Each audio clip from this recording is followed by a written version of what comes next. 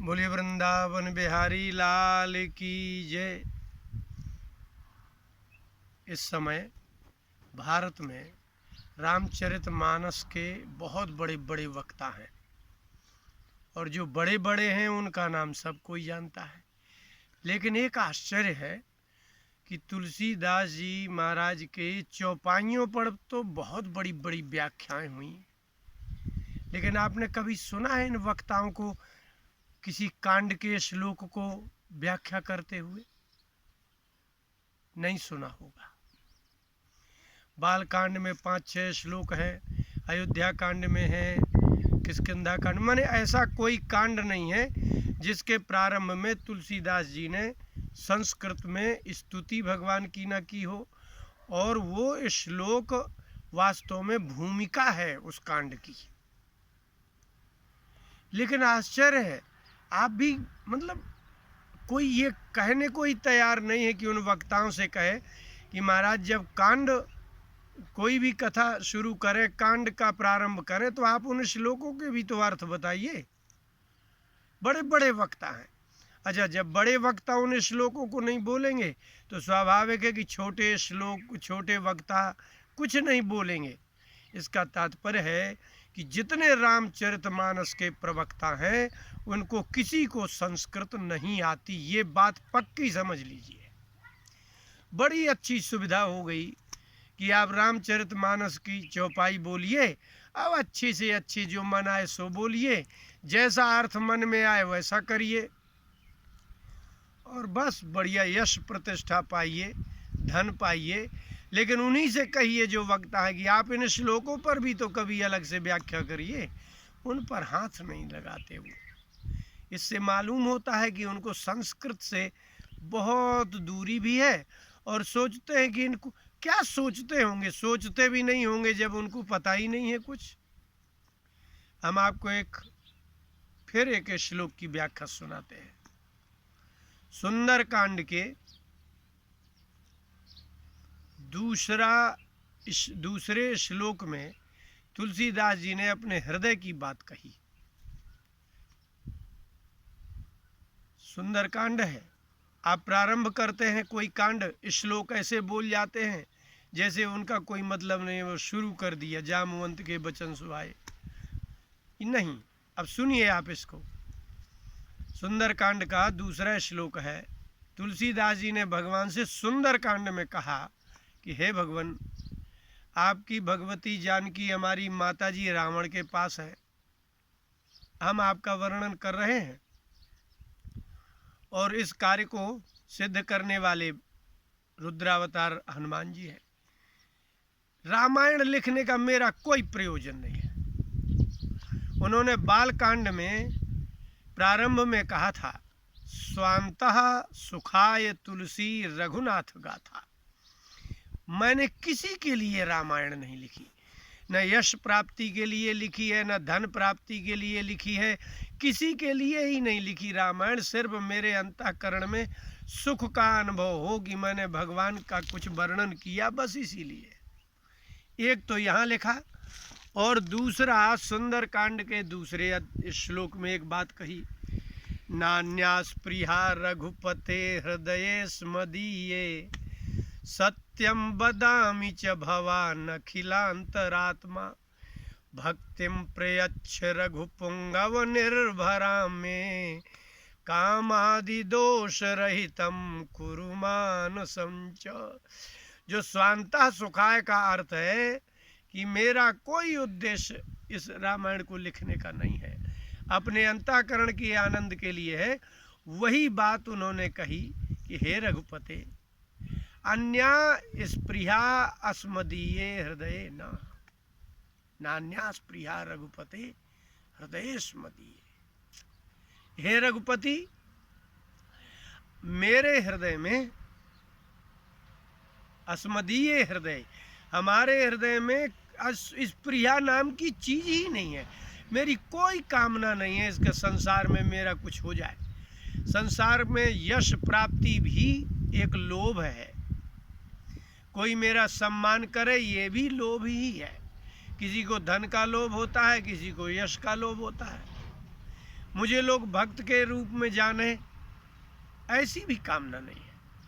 और आगे क्या कहा, सत्यम बदामी, मैं बिल्कुल ये बात सत्य बोलता हूँ, मैं ये बात असत्य नहीं कहता। लेकिन यदि आपको ऐसा लगे तो आप तो सबसे बड़े साक्षी हैं। भगवान अखिलांतरात्मा, अखिल कोई भी जीव हो, मच्छर से लेकर के ब्रह्मा जी तक सबके हृदय है, तो सबके हृदय के अंतरात्मा की आप जानते हैं।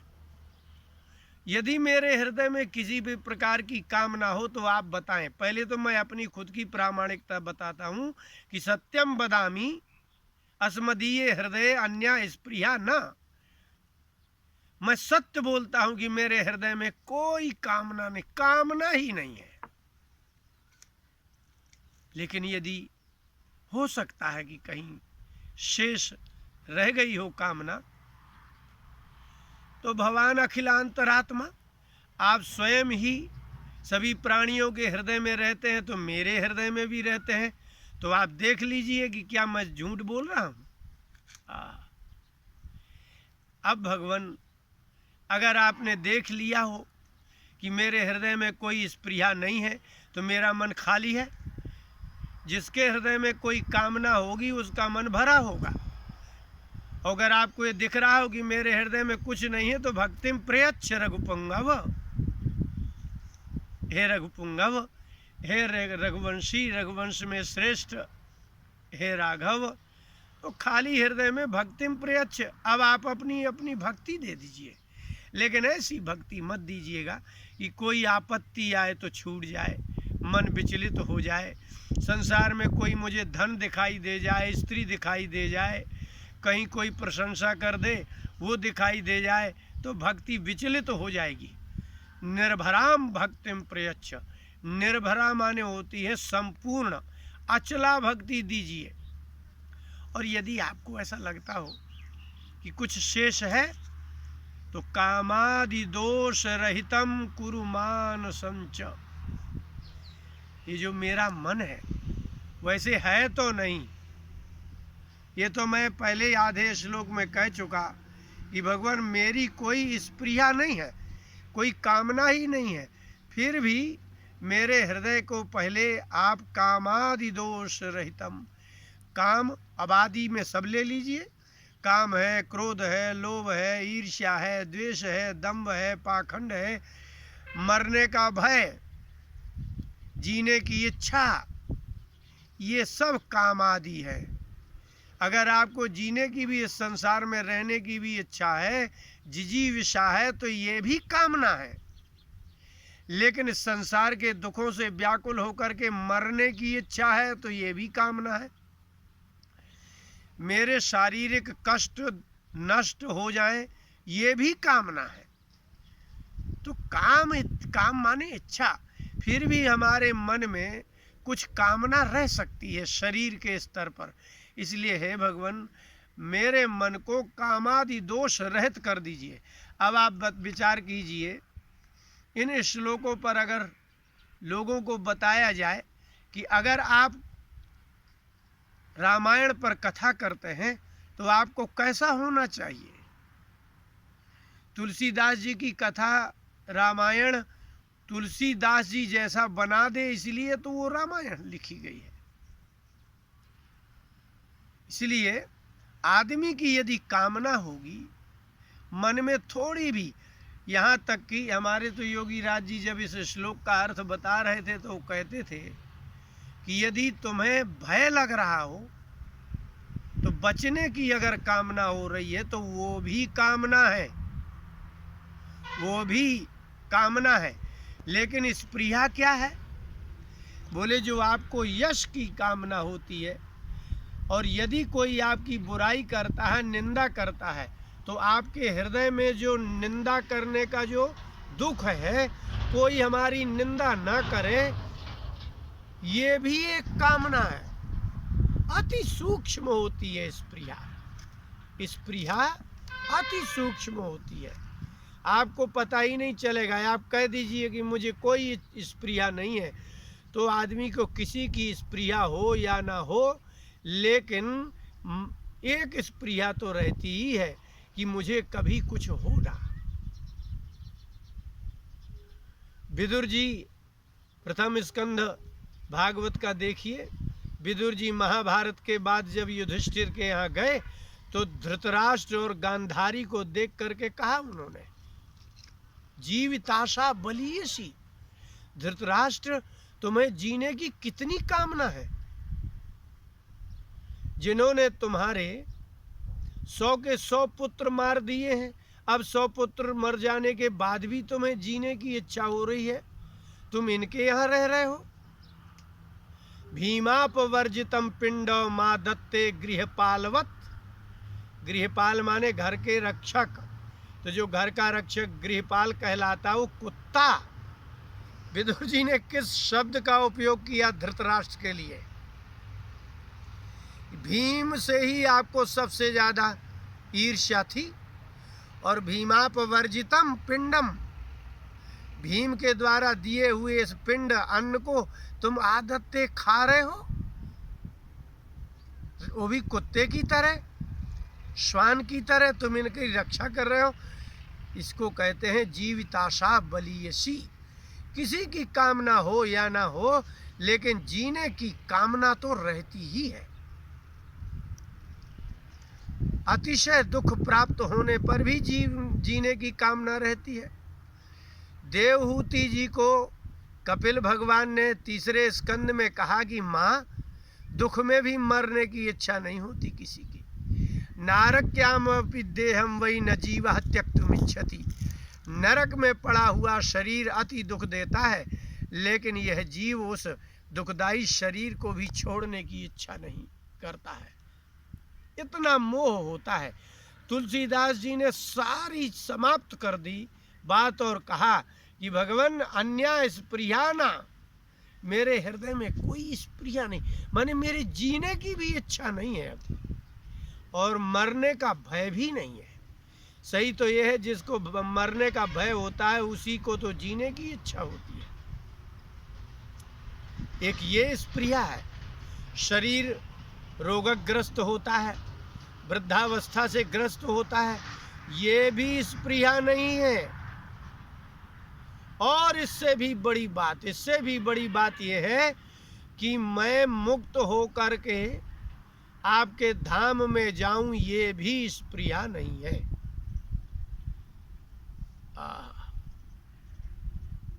भगवान ने तीसरे स्कंद में कपिल भगवान ने देवहूति से कहा कि मैं अपने भक्तों के पास जाता हूं तो दीयमानम न गृह्णन्ति बिना मत्सेवनम जनाः। मेरे भक्त मेरे द्वारा दीयमानम, दिए गई मुक्ति को भी स्वीकार नहीं करते। माने आश्चर्य है कि आपको कोई व्यक्ति देता है तो आप कितना संकोच कर लेते हैं। पहले तो कहेंगे नहीं चाहिए नहीं चाहिए, लेकिन कोई आग्रह कर दे तो आपको ऐसा लगता है इनको बुरा ना लग जाए, इसलिए आप वस्तु ले लेते हैं। लेकिन भगवान के भक्त भगवान का संकोच नहीं करते। भगवान कहते दीयमानम, मैं देता हूं और वो लेते नहीं है। तो भक्त तो इतने विलक्षण हैं कि भगवान को भी देने लेने में संकोच ही नहीं करते। उनको लगता ही नहीं कि भगवान देने आए हैं तो उन्हें क्यों खाली हाथ लौटाएं। ठीक है प्रभु, जैसी आपकी इच्छा, लाइए हमको सारूप्य मुक्ति, सायुज्य मुक्ति दे दीजिए। तुलसीदास जी ने कहा अब इसकी भी इच्छा नहीं है कि मुक्ति हो जाए, मैं कभी जन्म ना लूं, ऐसा भी नहीं है। भागवत के 27वें अध्याय के वेद स्तुति में कहा न परिलसंति केचिदपवर्गमपीश्वर ते। हे ईश्वर, वेद कहते हैं हे भगवान, न परिलसंति केचित अपवर्गम, कुछ तो आपके ऐसे भक्त हैं कि वो अपवर्ग मोक्ष आपके देने पर भी नहीं लेते, आपका संकोच नहीं करते। तुलसीदास जी ने साफ लिखा ये अन्याय स्पृहा ना, दूसरी स्पृहा इच्छा है ही नहीं। तो क्या स्पृहा है? बोले भक्तिम प्रयच्छ, आप भक्ति प्रदान करिए। लेकिन आपको एक बड़ा आश्चर्य होगा जान के कि पंचम स्कंद में कहा है कि अस्त्वेव मंग भगवान भजताम मुकुंदो मुक्तिम ददाति कर्हि चित्त स्मन भक्ति योगम। भगवान से कोई मुक्ति मांगे तो शायद दे देते हैं कदाचित। भजताम, भजन करने वाले अपने भक्तों को मुकुंद मुक्तिम ददाति, मुक्ति देने को तैयार है, लेकिन कर्हि चित्त स्मन भक्ति योगम, वो भक्ति योग देने को भगवान तैयार नहीं है। उसका कारण क्या है? उसका कारण इतना ही है कि जैसे ही भक्ति योग देंगे भगवान को उनके साथ रहना पड़ेगा। भक्त उनके दर्शन के बिना, उनके स्पर्शन के बिना, उनको देखे बिना जी नहीं सकते। इसलिए भगवान भक्ति योग नहीं देते किसी भक्त को। पीछे पीछे फिरना पड़ेगा। नरसिंह मेहता का भात लेकर के जाना पड़ा कि नहीं जाना पड़ा? भक्ति योग में भगवान को बड़ी समस्या है। भक्त कुछ नहीं करते, फिर सब भगवान को ही काम करना पड़ता है। इसलिए कर्हिचित मुक्तिम ददाति मुकुंदा, मुकुंद मुक्ति देते हैं लेकिन न भक्ति योगम, भक्ति योग नहीं देते। और जो नहीं देते वही तुलसीदास जी कह रहे हैं कि निर्भराम भक्तिम प्रयच्छ। भगवान आप सब कुछ दे सकते हैं लेकिन मुझे कुछ चाहिए ही नहीं। आप क्या नहीं दे सकते? आप सर्व समर्थ है, लेकिन निर्भराम भक्तिम प्रयच्छ, यदि दे सकते हो प्रभु तो ऐसी भक्ति दो, निर्भरा भक्ति, जो सर्वदा आपका दर्शन हो, सर्वदा आपका स्मरण हो, मन और बुद्धि आपके में ही चली जाए, संसार का चिंतन ही ना करे, आंखों से संसार ना दिखे। सीए राम मैं सब जग जानी, सब जगह मुझे सब स्त्रियों में सीता जी दिखे, सारे पुरुषों में पुरुष दिखे। संसार में जितने पुरुष पुल्लिंग है उस सब में राम दिखे, और जितना स्त्रीलिंग है उस सब में सीता दिखे। ये हो जाएगा भक्ति में। भगवान से प्रार्थना करते हैं, भगवान अब हमें कुछ चाहिए तो नहीं, लेकिन फिर भी अगर आप देना है तो निर्भरा भक्ति दीजिए। और भगवान भक्ति योग देने को इसलिए तैयार नहीं है कि भगवान तो कहते हैं अनुब्रजाम में हम नित्यम पूये ये त्यंघ्री रेणु भी, जिनके चरण रज के ओढ़ने से सारा संसार पवित्र होता है, मैं उसके नित्यम अनुब्रजामी, मैं उसके पीछे पीछे चलता हूँ। 11वें स्कंद में भगवान ने कहा, उद्धव मैं ऐसे व्यक्ति के पीछे पीछे घूमता हूँ। किसके? निरपेक्षम मुनिर शांतम निर्वैरम समदर्शिनम, जो समदर्शी है, सब जगह मुझे ही देखते हैं। निर्वैर है, दुख देने वालों पर भी शत्रु भाव नहीं होता है। निरपेक्ष है, किसी की अपेक्षा नहीं कि शरीर तक शेष रह जाए। ऐसे व्यक्ति के पीछे मैं अनुब्रजामी, पीछे पीछे चलता हूँ। इसलिए भगवान से प्रार्थना की कि भगवान अब आप भक्ति दे दीजिए। और भगवान बड़े चतुर हैं कि मुक्ति ले लीजिए, आप सायुज्य ले लीजिए, सारूप्य ले लीजिए, जो चाहे वो ले लीजिए, संसार ले लीजिए, लेकिन मैं आपको मुक्ति नहीं देते। ऐसा नहीं है, मुक्ति देता हूँ। इसलिए भगवान कहते हैं कि दीय मानम, मैं देने जाता हूँ दरवाज़ा खटखटा करके, तो भक्त पूछते हैं कि कौन? तो कहते हैं मैं जिसका तुम भजन करते हो, मैं वही हूँ। बोले कहिए भगवान क्या है? बोले ये मुक्ति लेकर के आए हैं, ले लो, आज के बाद संसार में जन्म ही नहीं होगा। तो किवाड़ नहीं खोलते, कहते हैं प्रभु आप मुक्ति रख करके घर से आइए, तब हम आपसे बात करेंगे।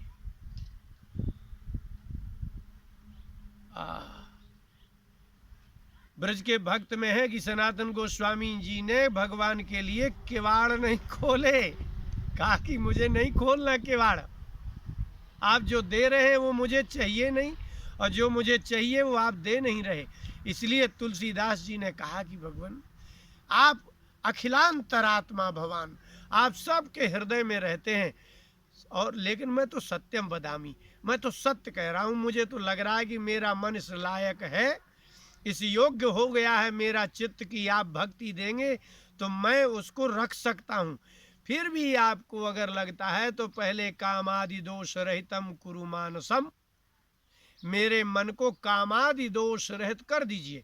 संसार में जीने की इच्छा, मुक्ति की इच्छा, सुख की इच्छा, किसी प्रकार की इच्छा यदि आपको दिख रही हो, वैसे तो सत्यम बदामी, मैं सत्य कह रहा हूँ कि मेरा हृदय आपके भक्ति को धारण करने के योग्य हो गया है, लेकिन आपको लग रहा हो कि अयोग्य है अभी तुलसीदास, तो आप जो है पहले मेरे काम आदि दोष जितने हैं उनसे रहित मेरे मन को कर दीजिए। ये है तुलसीदास जी का स्वरूप। तुलसीदास जी ने रामायण लिखी तो किस कामना से लिखी? कोई कामना नहीं, एक ही कामना थी, क्या? भक्ति प्रयच्छ, प्रभु आप भक्ति दे दीजिए। बीच बीच में विचलित हो जाते हैं क्या? नहीं होते, विचलित नहीं होते। मैं पात्र नहीं हो पा रहा हूँ, इसलिए जिसके हृदय में काम ना हो, कामना भी ना हो, कामना हो और कामना ना हो, क्रोध, लोभ, मोह, ईर्ष्या, द्वेष, किसी की निंदा करने पर मानापमानयोस् तुल्यम, गीता में कहा भगवान ने, मान की सम्मान में सब में तुल्य है, सुख में दुख में सब में तुल्य है। इसलिए ऐसा ही हृदय भक्ति का आधार बनता है। कुंती जी ने कहा था कि भगवान तथा परमहंसानां मुनीनां ममलात्मनां भक्ति योग विधानार्थम कथम पश्येम ही स्त्रिया। आप तो अपने भक्ति योग का विधान, भक्ति की स्थापना परमहंसानां अमलात्मनां हृदय करोति भवान। आप परमहंस अमलात्माओं के हृदय में ही आप भक्ति की स्थापना करते हैं। जब मूर्ख में भक्ति कैसे आ सकती है, जड़ में भक्ति कैसे आ सकती है? इसलिए जो लोग शास्त्रों का प्रयोग और उपयोग धन के लिए, संसार के सुख के लिए करते हैं, वास्तव में वो शास्त्रों का सही प्रयोजन नहीं समझते। रामायण का प्रयोजन, भागवत का प्रयोजन यही है कि आपका अंतःकरण निर्विकार निर्विषय हो जाए। और यदि आप उसका उद्देश्य ये धन यश इत्यादि करते तो मिलेगा ना, ऐसा थोड़ी कि नहीं मिलेगा, मिलेगा ही मिलेगा। सत्यम दिशत्यर्थितम अर्थदो निर्णाम, जो अर्थद मनुष्य हैं, जो संसार के पदार्थों की सुख की कामना करते हैं, भगवान का भजन करते हैं, उनको भगवान संसार दे देते हैं। इति सत्यम, ये बात बिल्कुल सत्य है। जो लोग जो मांगते हैं वो दे देते हैं। लेकिन सत्य ये है कि तुलसीदास जी की रामायण इसलिए थी नहीं, वो तो आपको प्राप्त हो ही जाएगा। तुलसीदास जी आज सबके हृदय में घर घर में रह रहे हैं, तो क्या उनने कामना की थी कि इतना मैं प्रसिद्ध हो जाऊं? लेकिन हो गए। इसलिए आप बिना कामना के भी धन प्राप्त करेंगे, बिना कामना के भी यश प्राप्त करेंगे, बिना कामना के ही मुक्ति प्राप्त करेंगे। लेकिन भगवान से भक्ति प्राप्त करने की कामना आपको करनी ही होगी। भगवान से भक्ति की याचना करनी पड़ेगी, लेकिन भगवान से मुक्ति की याचना नहीं करनी पड़ेगी।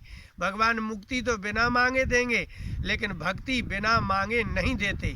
इसलिए भगवान से भक्ति मांगनी पड़ती है। बोले वृंदावन बिहारी लाल की जय।